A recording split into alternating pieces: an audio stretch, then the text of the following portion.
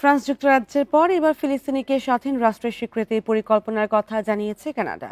সেপ্টেম্বরে জাতিসংঘের নিরাপত্তা পরিষদের অধিবেশনে আনুষ্ঠানিক পদক্ষেপ নেবে অটোয়া। তবে কানাডার পদক্ষেপ ফিলিস্তিনের গণতান্ত্রিক সংস্কারের ওপর নির্ভর করছে, যেখানে হামাসকে ছাড়াই আগামী বছর ফিলিস্তিনি কর্তৃপক্ষের নির্বাচন আয়োজনের শর্ত রয়েছে।